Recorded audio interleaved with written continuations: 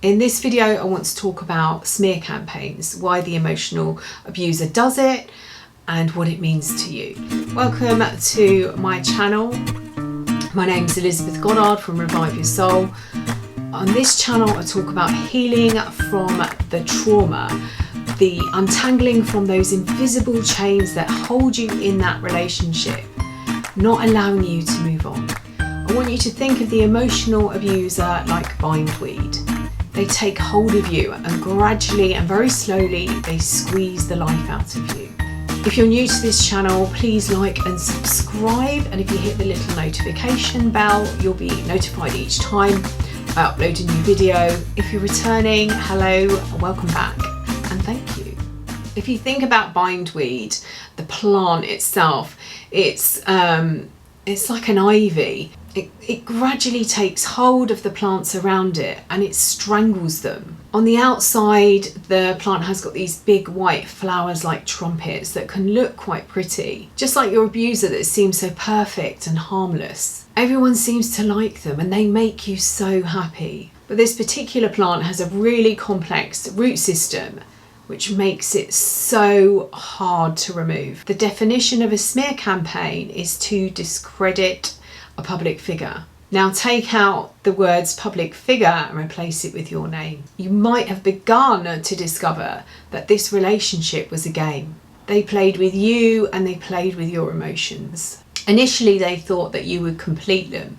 They have got something missing inside and they thought that you would fill that gap. Once they've taken everything from you and there's nothing left, they change the rules and they start to play another game. And that's to see how much more damage they can do. Smear campaigns are designed to make the abuser look like the victim. They create stories about the things you allegedly did and said to them. They want to punish you because they cannot take responsibility for their actions. You were the problem. This might have started at the just before the final discard. The smear campaign could have involved mutual friends, members of your family, and even your children. The emotional abuser is a very fragile person. They saw you and targeted you. They felt they needed what you had to complete them. And like the bindweed, they wound themselves into your life and slowly took over. You might have noticed the relationship move very, very quickly. And you were sharing so much information with them and you had so much in common. But when they've taken everything you have, they decide to move on.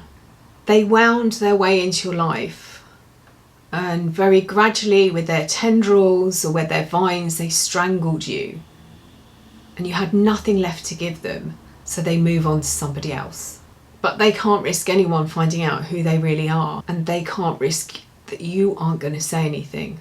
So they create a smear campaign to protect themselves. And you might have asked why someone would do that. When they claimed they cared so much about you and loved you so much, you were the only person who understood them, and yet they can walk away so easily. One of the reasons is they need to create a situation where they very quickly become the victim, allowing them to get attention, but also for not having to take responsibility for everything or anything that they've done. If you watch my video on the scapegoat and the narcissistic mother, and I'll put the link to that in the description below, you'll understand that they use this technique to protect themselves, to protect the family unit, to protect that facade of a perfect life. So in a very similar way to the family dynamic, where the scapegoat is used as the distraction, the blame is put on them, they're always doing something, they're always causing trouble. The emotional abuser uses it as a distraction as well. And they do it for the same reason. They wore a mask pretending to be somebody else, pretending to be the person they thought you were looking for. So it made it easier for them to step into your life. And like the bindweed, wrap themselves around it and take over. And if you think back to the idealization stage, when you were the only person that really understood them, when they told you all the stories about their exes, that was a smear campaign against them. It was to protect them. They were the victim. We're doing the same then, but you're so drugged up on the oxytocin and the dopamine, those hormone rushes that you're experiencing to realize it. And you very possibly saw how they treated other people, but believed they would never do that to you because you were the only person that ever understood them. They are now telling that same story to somebody else. This behaviour excites them and it gives them a sense of power, and it also gives them the supply they need, that attention.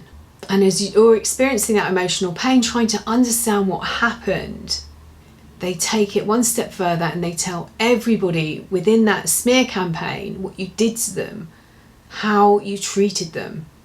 And you might start experiencing emotions such as abandonment, guilt and shame. You're left wondering what you did wrong. And you've gone on over a very short period of time from being the only person that understood them to the villain.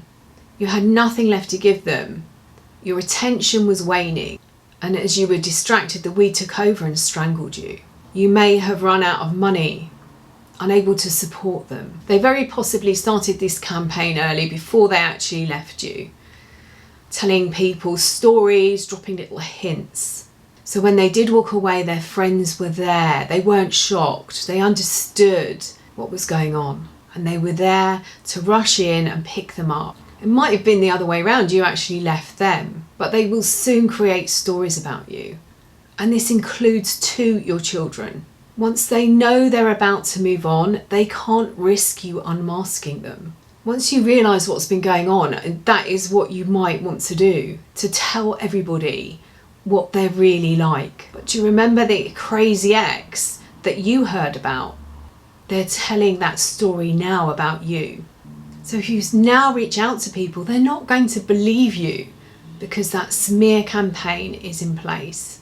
It's there to discredit you. It's there to make them appear the victim. And I want you to think, if somebody had turned up on your doorstep or made contact with you, trying to tell you who they were, would you have listened? They did the groundwork right at the beginning of the relationship. They told you about their crazy exes. So if somebody had made contact with you, whose side would you have taken? I hope you found this video helpful. You can join me on Facebook. I'll put the links in the description below to the two groups. Please don't forget to subscribe to my channel and hit the little bell at the side and you'll be notified each time I upload a video. You can work with me one-to-one. You can find more information out on my website, reviveyoursoul.co.uk, or drop me an email, info@reviveyoursoul.co.uk. And also in the description, I will put the links to both my books, Finding Lily and the A to Z of Emotional Abuse. Sending you loads and loads and loads of love.